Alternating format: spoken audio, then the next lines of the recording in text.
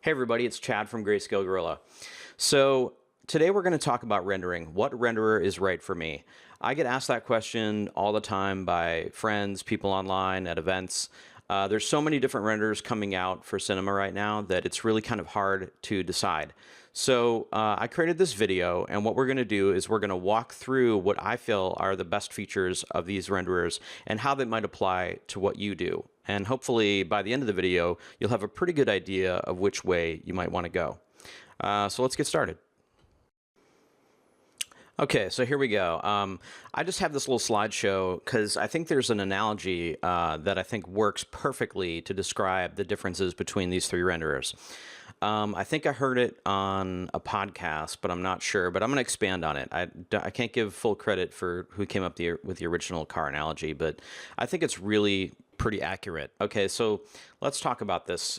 So in my mind, physical is a lot like a sedan, and a sedan is versatile, dependable, easy to operate, popular with other drivers, see a lot of them on the road, good for paved roads, good way to get from A to B. It's kind of your everyday driver.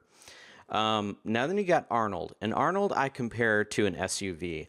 Arnold is super versatile, dependable. It's got a powerful engine. It's rugged. It can adapt to any terrain. It's got a big tow capacity, and it's great kind of in all weather situations.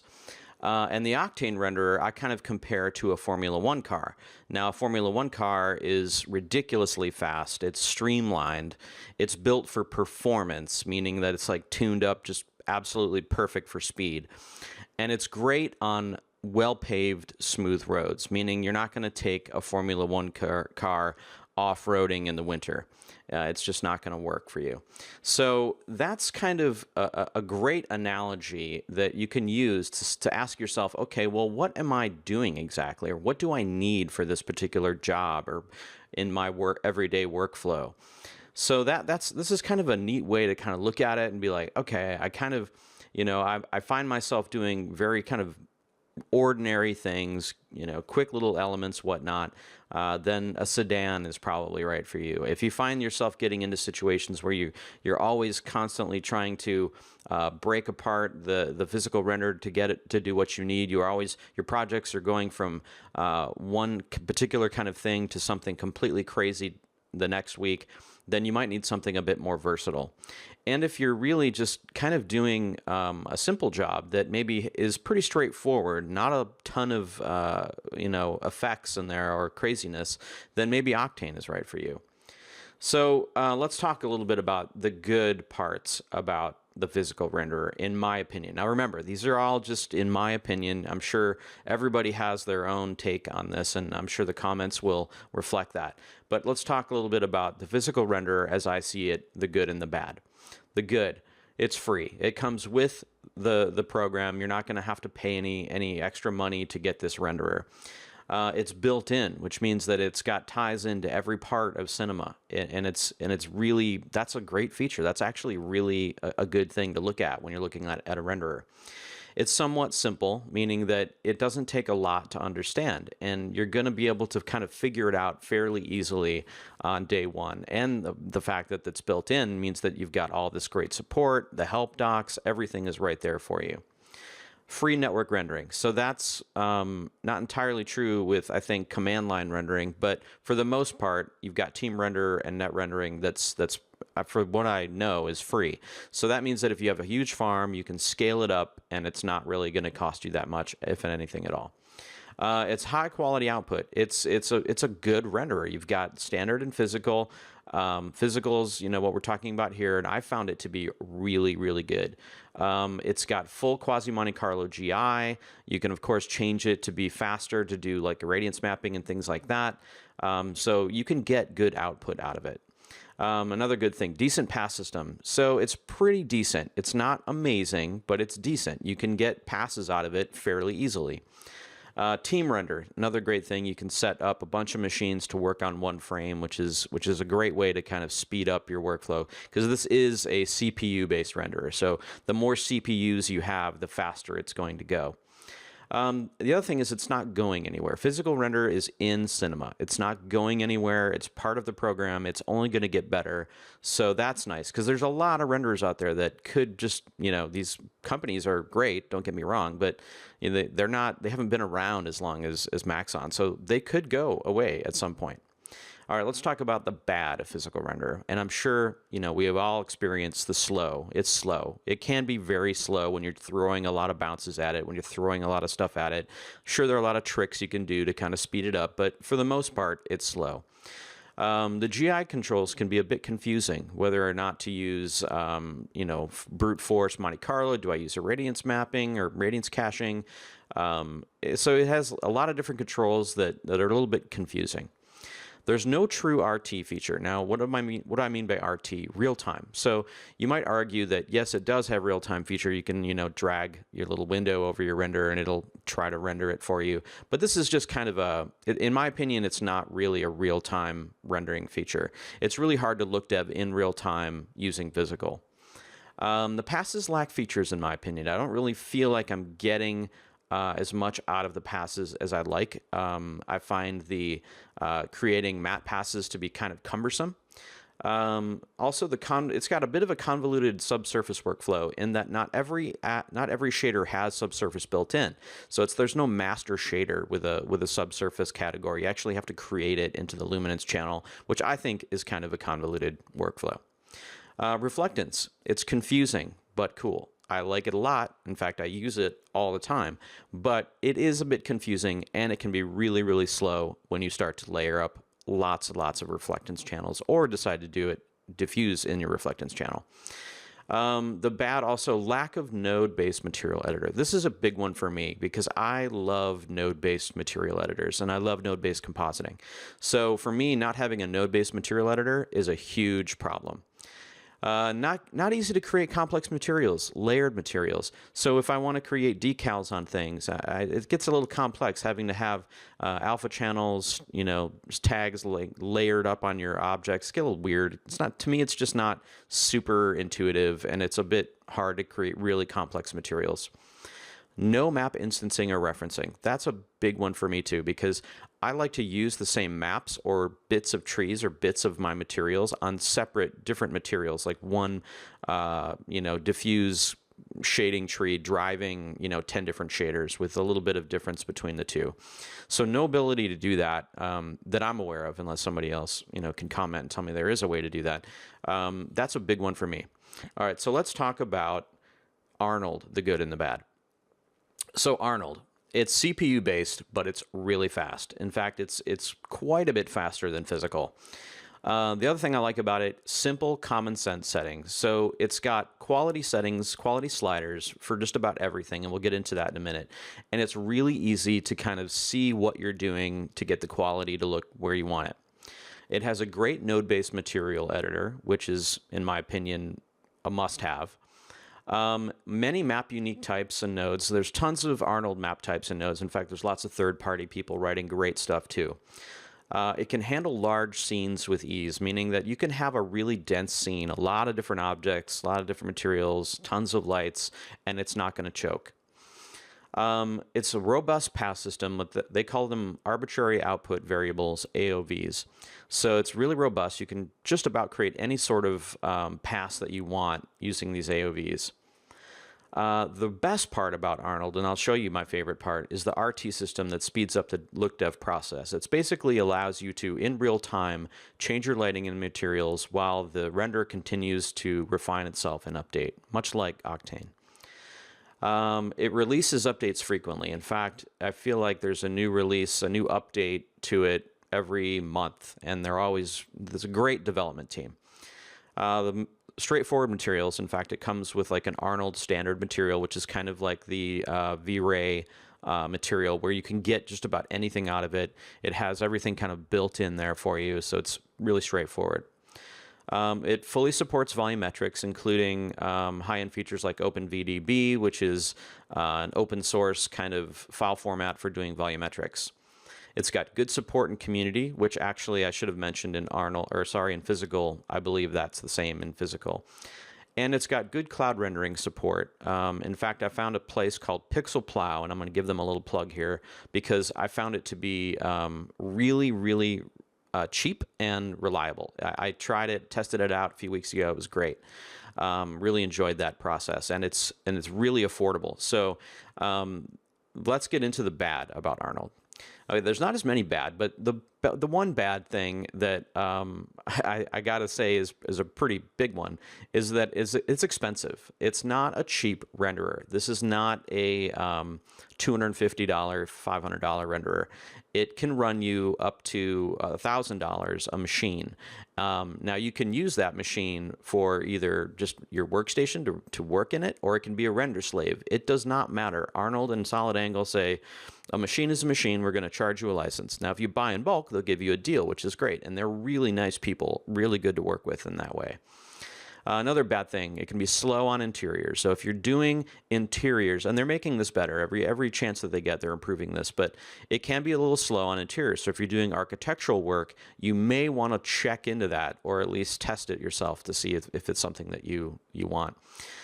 Subsurface and depth of field and motion blur can require many samples to clean up. So it's not that it's basically like you would expect these things to be slow. Subsurface, yeah, it's slow in just about every renderer except for maybe Octane. Depth of field and motion blur, same thing. It's a difficult thing for any renderer to render. Lots of samples are needed to clean that up. Another bad, AOVs can be complex and confusing. So if you're not used to passes or AOVs, they can be confusing at first to kind of wrap your head around how they work and how they operate. The other bad thing is it doesn't support many native Cinema 4D map types. So you can't use a Cinema 4D noise or checker or tile or brick. They are trying to port some of those over. Not to say that Arnold doesn't have any noise or anything like that. It has its own noises, which are great, but don't expect quick support of all of the native Cinema 4D map types. They're starting to bring some of those over, but it'll take some time. Which leads me to relatively new. It's relatively new to Cinema 4D. It's not a new renderer by any means. In fact, it was started at Sony and then expanded out to, I believe it was Softimage and Maya. And since it's been in cinema, it's been great. Like it's been moving very quickly. The development team is great. So let's talk about Octane, which is our Formula One car. So this car just drives really, really fast on a straight road. So the good thing about Octane is it's GPU based and it's ridiculously fast. I mean, it's shockingly fast. So what that means is like the more GPUs you have, the faster it's going to go. So it's kind of a 1-to-1 ratio. You get 2 cards, and then you get 2 more, it's going to be twice as fast. You get 4 cards, and then you get 6, and then you get 2 more, it's going to be, 50% faster. So it's a very predictable scalability. And it's like I said, it's shockingly fast. In fact, everything that's hard for other renderers to do, subsurface, depth of field, motion blur, it's really easy for Octane. Octane blows through that stuff, especially if you have multiple GPUs. And that's going to be a key to being successful with Octane, is having good, solid NVIDIA GPUs with lots of CUDA cores. It's got a node-based material editor, which again, must have for me. Many unique map types and nodes. It's got all these different, map types and nodes unique for Octane, built by Atoy. Somewhat supports Cinema 4D map types in that it will try to bake those map types out before rendering them into Octane, which can be a little bit weird, take a little bit more time, and it'll be a little cumbersome. The real-time system speeds up the look dev process. That's the window that I'm going to show you that will render while you work, and that, I cannot stress enough, is insanely helpful when you're trying to iterate and trying to get something done quickly. If a renderer can show you what it's doing in real time, you're able to make many more decisions on the look of your project than you would if you were constantly waiting for something to update or buckets to fill the screen. It's got pretty decent support and a pretty big community online. And then 3.0, the new version, promises a lot of improvements. We're not going to look at that today because I don't believe in using beta software on jobs, so I haven't adopted 3.0, even though you can get it and you can try it out. I just haven't yet. The bad.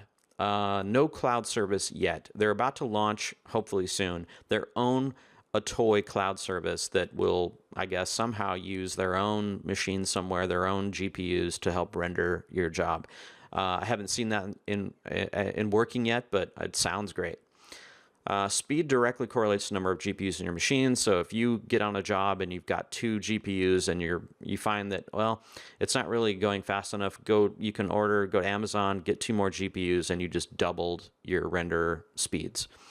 So limit on scene size.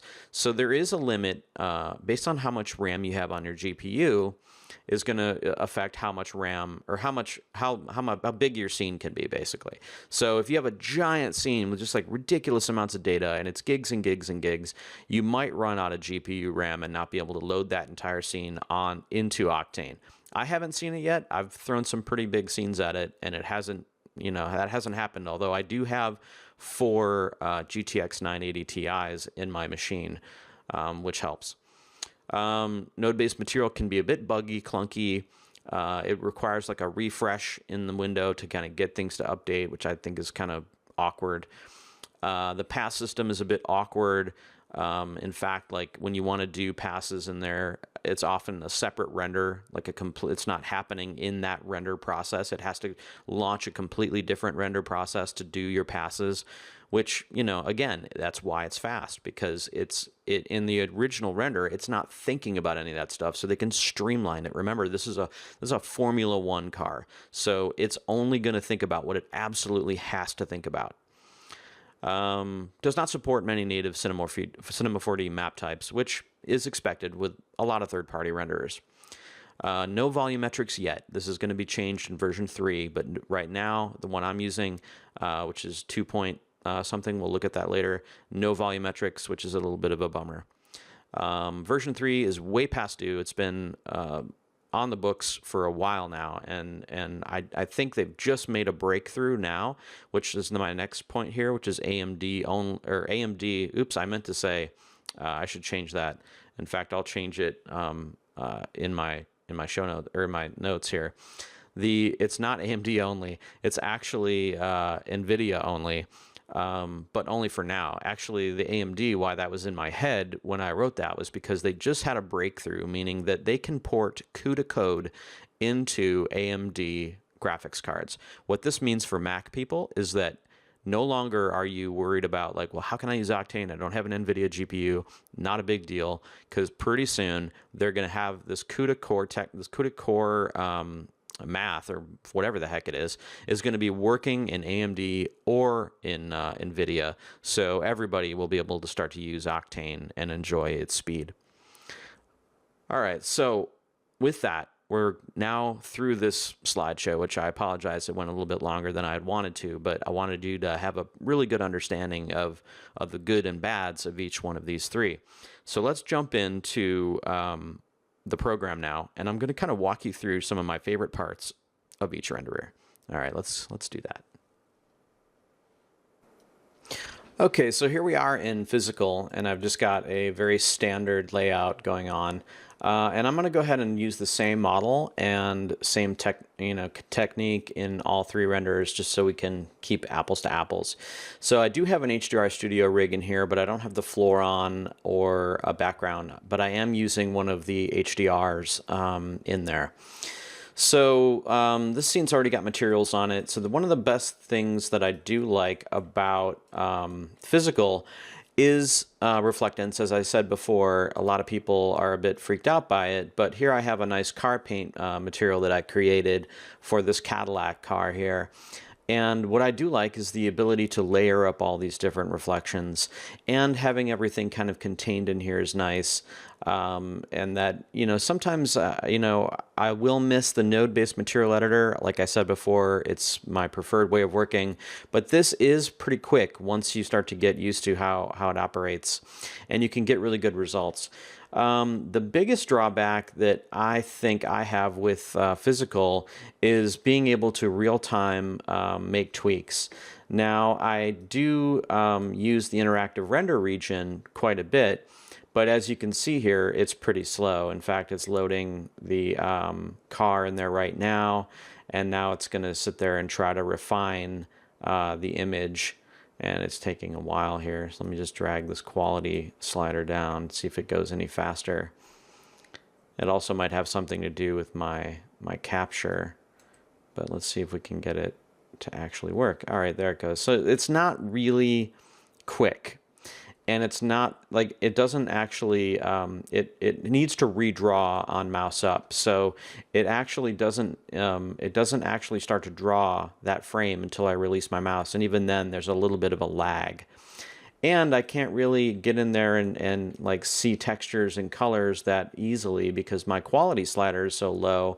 It's good for making really big general movements on my lighting or my look, but not when I need to get into fine details. I mean, I guess I could shrink this down. Like, let's say we wanted to focus on just the actual paint color, let's say, and we want to drag that quality up a little bit.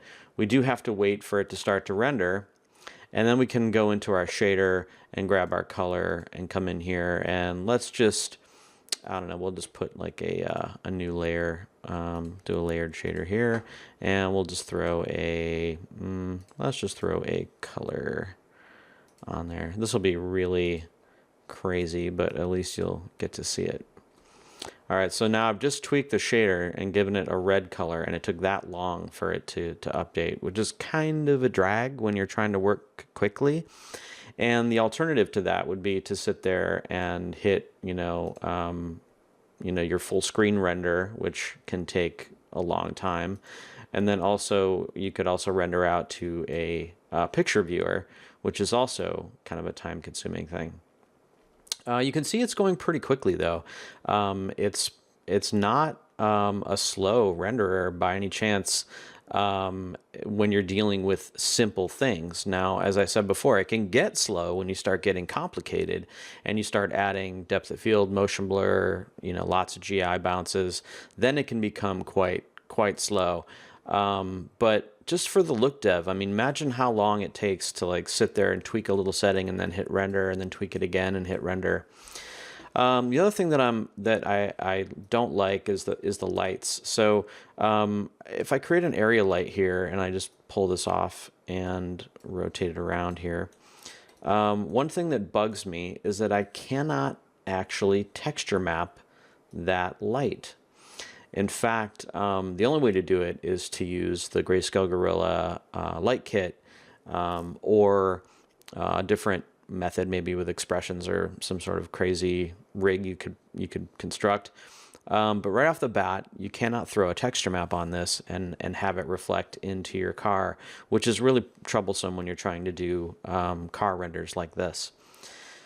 So yeah, that is, some of my, again, some of my favorite things, reflectance and the ease of use and everything being built in. The things I don't like is how slow it is to look dev and things like that. The other thing that I'm not really a huge fan of are the, like I said, the pass system is not super robust, but like I said before, you can get good stuff out of this. In fact, if we go back into our car shader here and just turn off that layer and get back into that nice looking car material that we had before, and we back the camera out and let it render on this, you'll see it'll look pretty good. I mean, I do like the way this renderer looks. In fact, I use it quite a bit still, mainly because it's simple, it's easy to use, and everything is built in.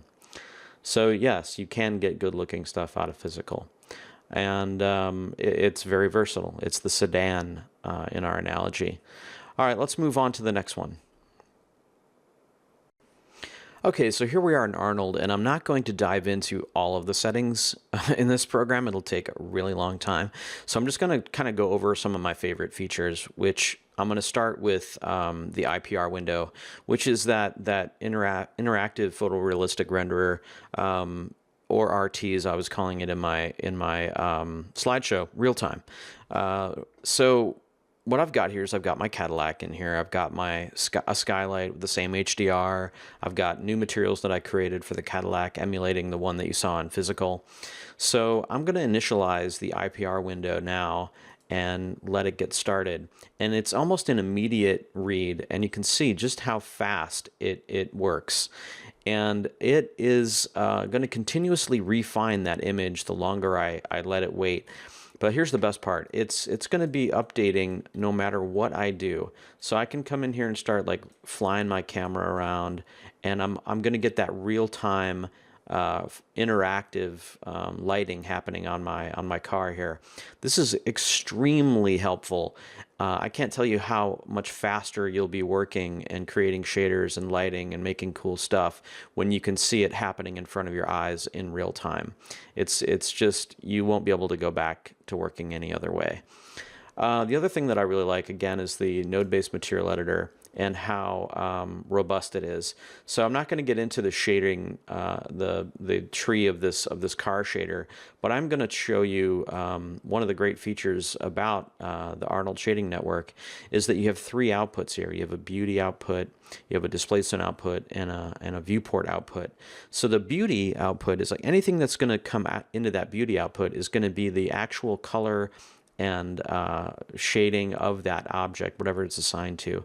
So if I were to take this simple utility and bypass the shader, and this is just like a color map, it's nothing more than just a simple map, it's going to actually output that to my car.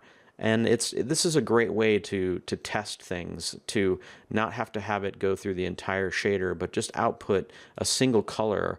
Right now it's set to, I can set it to flat if I want. So now it's just a flat white, and I can change this to, let's say, red, and we can say, okay, that's a good color, and we can use that somewhere else along the line.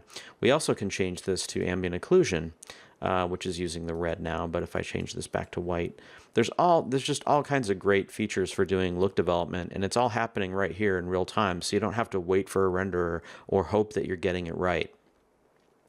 So with that being said, let's just put it back into the regular car material that I have there, and back off a little bit. The other thing that I really like, again, are the render settings. They're very, very simple. So if I go into the render settings, you can see you have camera AA, diffuse, glossy, refraction, subsurface, and volume direct.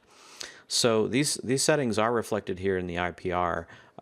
So if I were to lower these settings, and it's really simple, left is going to make it lower quality, right is going to make it higher quality. And I could get into a whole other tutorial on how to optimize for Arnold, and I will if there's enough people interested. But again, the settings are really easy to understand, as are the AOVs I mentioned before. So I can come in here and say set up AOVs, and I can just, I don't know, let's just grab all of them and make them active and hit OK. And now I'm going to stop my my IPR, and I'm just going to start it up again. And once it starts to draw, which it will once it thinks about it for a second. All right, there it goes. So now it's drawing in my IPR, but I'm also able to see all of those AOVs, those render passes. So I can come in here, and some of them aren't going to show anything. But if I go into, let's say, I don't know, let's do alpha. So we can look at the alpha channel. We can look at the, I bet there's going to be some indirect, let's see, direct specular. So there's the direct specular pass. There's, I don't know, the Z pass. Everything is just right here, which is great. So let's get back to the beauty, which I am just going to go hit that. And the other thing I really like too is that you have the ability to have a little region in here as well, just like you did in physical. So if there's only a specific area that I want to refine, like let's say that I want to really dive into the look of this tire, for instance, I can just kind of move it over to that tire and just drag it over that rim, and now I can really kind of look inside there and look at that detail that's happening in there. You can also create a snapshot here. You can also transfer this this button here will actually transfer the region over to your window, which is really cool because this is exactly like what you would do in physical, only it's happening with Arnold using this little render region here. And then I can just send it right back into my IPR window just by doing that. So there's just a touch, just a very small amount of my favorite things in Arnold. And getting into what we talked about, the lights in physical, specifically the area lights. If I were to come in here and create an Arnold light and just drag it off over here, you can see it's immediately visible in the viewport, which is great. But I'm going to actually make that light different. I'm going to actually make it into a, it is going to be a quad light. So the quad light there, and let me go ahead and raise it up. Now the quad light, I can texture that. I can come in here and say texture. It's not going to show up in the viewport, which is fine because I don't really need it to, but it is going to show up in my reflections. So I could throw a crazy texture map on there. And the way that we're going to see that is I'm going to actually turn off my skylight. There you go. Now you can see it reflecting in there. And let's make that light fairly large so that we can really see it. All right, there we go. And I'm going to bring the exposure of that light up so we can see a little bit more of it. And let's try to get right in there. Okay, perfect. So now I'm going to throw a texture map onto this light. I'm going to change it from constant, and I'm going to say texture. And I'm going to dive down into my texture slot here, and I'm just going to pick, I don't know, one of the, this isn't going to make much sense, but I'm going to pick one of these HDRs that come with the HDR Studio. Let's say no, and it's going to map it. It's going to actually have UVs on it, so it's going to map it correctly. So you can wait for it to kind of load there. And so now you can see I have this texture map of the HDR loaded onto that light. Now it doesn't make much sense because it's a spherical image, but you can see how you can like put like an EXR of like a softbox or maybe a window that you took a picture of or something. If you wanted this to be visible in the viewport, you could do that pretty easily too. And that's just done by making it into a mesh light. And the mesh light is going to require a mesh. So I can just come in here and grab a plane, and let's move the plane over, and let's grab our light, and we're going to drag that, let's grab that mesh light and tell it to grab this plane. And now if I rotate this plane, and let's see, I think it's, which way is it going? And let's go ahead and turn off that texture and just make it a constant. Yep, good. Exposure, bright. And I believe I should just click on light visible, and there it is. So you're probably wondering, why does it look all weird and foggy right in here? And that's because I have atmospherics on. You can set up these like really great global system atmospherics just by coming down in the environment, and I've got a volume scattering happening. So I've actually created a little bit of atmosphere in the air very, very easily. And you can see how fast it is. It's really, really great. It's really fast. And if I turn it off just by hitting clear, you can see it's just going to be very clean, no atmosphere in the air there. Anyway, so these are just a few of my favorite things about Arnold. And so, you know, if you're doing something, again, going back to our analogy, this thing is super versatile. You can get it to do just about anything you need it to do: displacements, volumetrics, photoreal stuff that's just really robust. It's not going to break down. It can handle it, just about everything. And you can see how fast it works and how fast you're able to look dev. So let's move on to Octane, where it's part of the Formula One part of our analogy. So let's move on. Okay, so here we are in Octane, and again, I have a layout I created specifically for working in Octane, and I like to do that for all of my different renderers just to make it easier for me in terms of my ability to move fast. So similar situation, I've rebuilt all of the materials in Octane.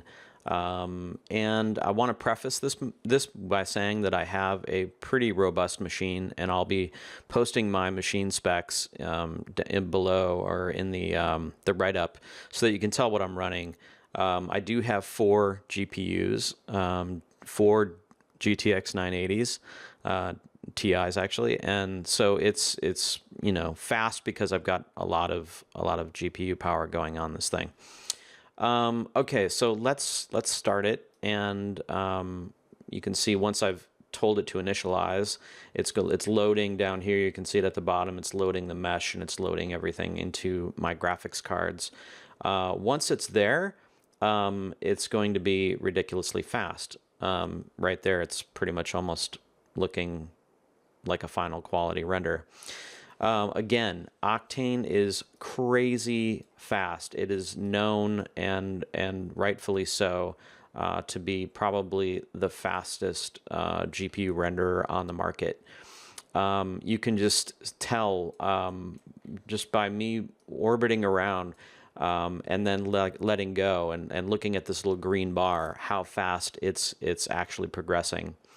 Again, I'm not going to get into all of the settings of the renderer. I just don't have time, but I will talk to you about some of my favorite features, and this being the major one. In fact, I'm going to change one thing I like to do is change my render size to be something a little bit more manageable, and then I make sure that I lock it to the resolution so that Octane's not having to render out more than it should have to.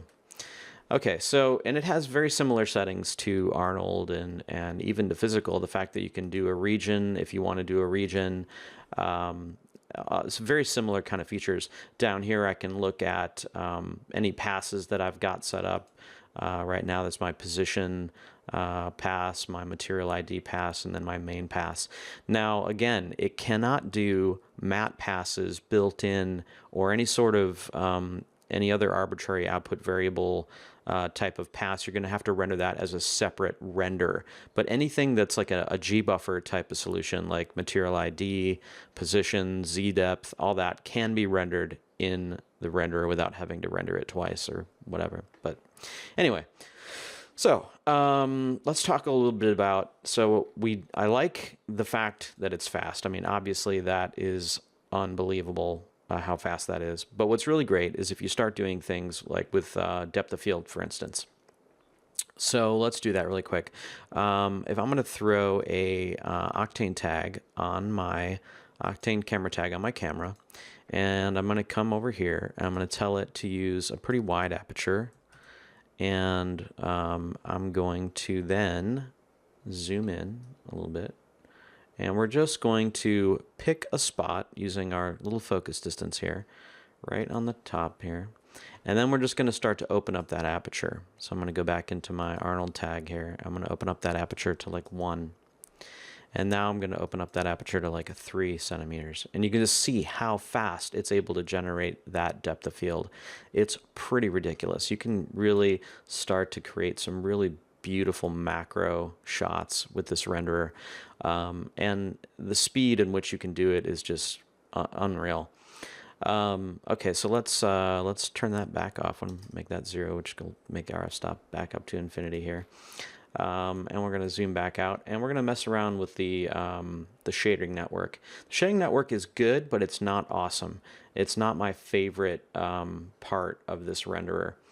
So let's just find our body material. I'm just going to search body here and find our body thing here. So here is how it looks, in your regular kind of attribute window. But if you want to start using it, you can use it this way. You don't actually need to use the node-based material editor. I just prefer it myself. So let's find that the same. I think it might be this one actually. Yep. Okay, so let's go into the node-based material editor, and the fact that you have to say get active material is kind of a drag. And as you can see, I am running. Let's see, which one am I running? Let's see if it'll show me If I do Octane log, no, I need to see the version that I'm running. Oh, here we go. Well, live viewer is 2.2413R3, but not sure if that's actually the version. Anyway, well, I'll post it below. You can see it, when I said get active material, it threw it way down here, so you have to like kind of like struggle to find where it puts this stuff. And then a lot of times if I come over here and I come back in, I want to look at a different material and I just make it active. I can click it once, double click it, whatever. If I come back into the node-based material editor, it's now loaded both of them on top of each other, which is really weird. I don't really want to do that because I don't want to screw anything up. So then I say get active material and then it goes to show me whatever one I have active. So it's just kind of a weird workflow. It's not one of my favorite things about this program. And then again, I'm not going to get into all of the settings. If I get enough requests, I can do a bunch of tutorials on Octane. I mean, I know it about as well as I know Arnold and Physical. So I'd love to teach you guys if you're interested. Again, this is not the renderer that you want to use if you're going to be doing volumetrics, if you're going to be doing any sort of heavy scenes where you're going to have, like, you know, gigs upon gigs of data. It can get a little bit slow. It might not fit all onto your graphics cards, and it's very dependent on the power of your graphics cards. In 3.0, they're opening it up to AMD, so if you're a Mac person, you'll be able to start using a Mac with AMD graphics cards. Again, this is solely dependent on your hardware and your ability and how many graphics cards you have. The more graphics cards you have, the faster it is.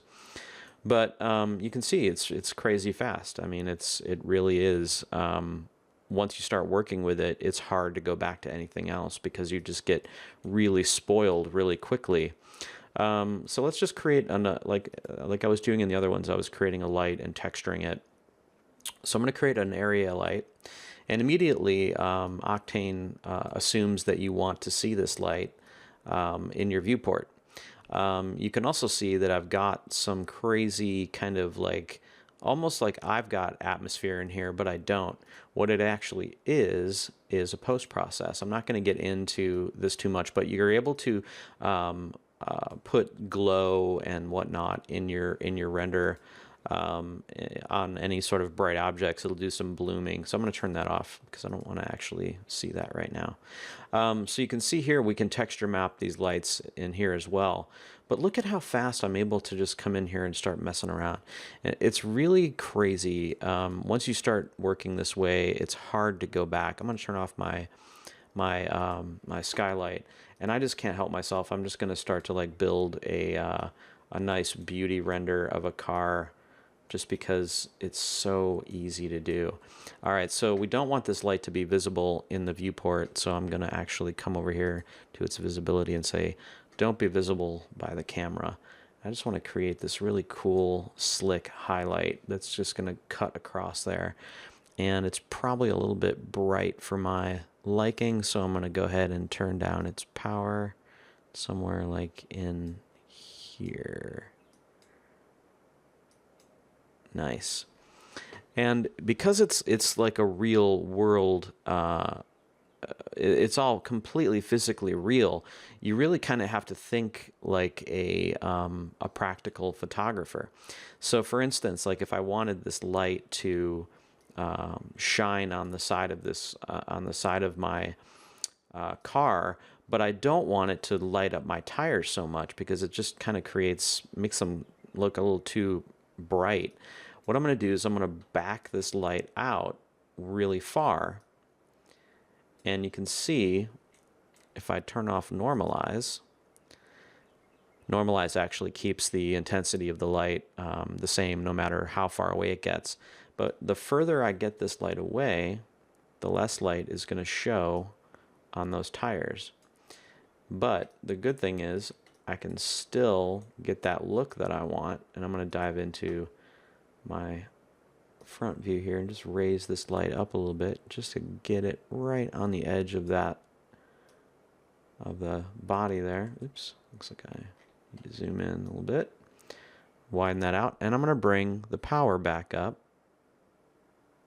only now it's having a slightly better effect on my tires because it's sitting farther back. It's not actually shining as much light on the tire. It's more of shining just the reflection. So there, I'm starting to dig that, and in fact, I might just duplicate this light down and move him to the other side of my car for a nice rim. I'm going to rotate him. Oops, I'm just going to rotate him, if my undo will work, 180, so we can see that. And I'm going to make this guy pretty big. Great. In fact, probably bigger than that. Just want to see it over the hood a little bit. And I'm going to rotate over the hood so I can actually see it. Great. So now we have a nice little rim light happening. So you can see how fast you're able to design and create stunning images in Octane. Again, it's very hardware dependent, but once you make that investment of hardware, render farm is not necessarily an issue anymore. So it's a very kind of liberating experience when you start to play around with Octane on a beefy machine. You could get this exact same look in all the other renders, in Arnold as well as in Physical. You could do everything that I just did right here. I just argue that Octane would probably be much faster at it. In fact, you know, I could go back into our Arnold scene. Actually, let me pause this render so that it doesn't eat up my GPU cycles, and go back into Arnold. And it would be very easy to get that same look right here in Arnold as well. But, you know, to each his own. So the idea, in summary, I just want everybody to know that each renderer has its pluses and minuses, and it's really about the work that you need to do, the work that you want to do. And it's really about how much variation is there in your work, and are you working on large projects, small projects, photoreal, non-photoreal? Are you needing a lot of passes? Are you finding that the physical is not getting you what you need? Then these are just options to consider. Again, they can all generate really beautiful images. It's not really even, it's not so much anymore about the render as much as it is about the person using it. You can get good stuff out of just about any renderer nowadays. But I hope this video helped you decide what renderer might be right for you and your workflow. And as always, please drop me some comments, questions below. Happy to answer them. And I'll see you next time.